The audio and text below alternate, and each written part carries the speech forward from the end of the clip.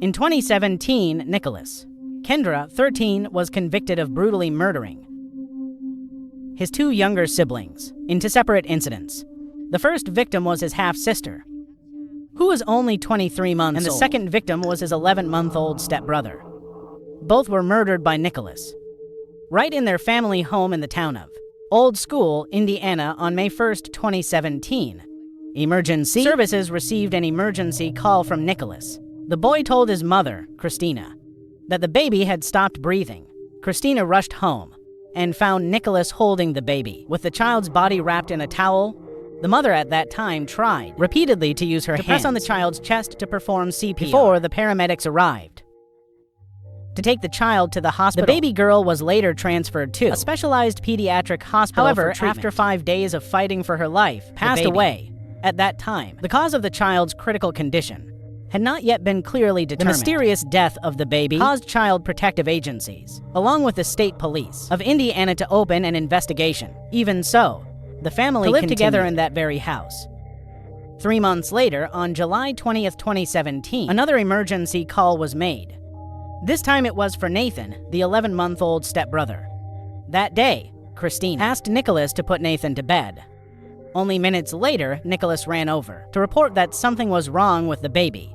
Nathan was taken to the hospital, but he passed away the next morning. After Nathan's death, investigators decided to re-examine both cases, and they quickly discovered many disturbing details. Nickalas had previously made chilling statements about his behavior and also showed cruelty toward animals. He was believed to have once injured a kitten, and then said that he wanted to see its brains splattered everywhere. Honestly, after watching many cases, I find that if people see any child who exhibits behavior of animal abuse, then people really should pay much more attention to that child. In 2017, the Indiana State Police proceeded to interrogate Nickalas. During that interrogation, Nickalas revealed more shocking details. He testified that he had used a towel to cover the baby's head to send her to heaven, and then performed the same action on the boy, Nathan. The subsequent legal proceedings were prolonged because of disputes regarding Nickalas's capacity for criminal responsibility. A total of 5 psychiatrists were appointed to evaluate his psychological state.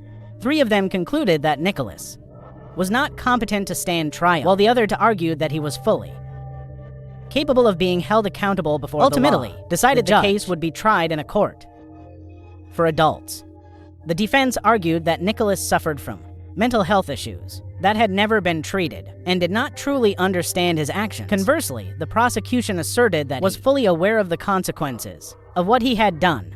In August 2021, Nickalas Kedrowitz was convicted on 2 counts of murder. The court sentenced him to 55 years in prison for each case, to be served consecutively, bringing the total sentence to 110 years. During the sentencing hearing, the prosecutor emphasized Nickalas had not shown even a shred of remorse.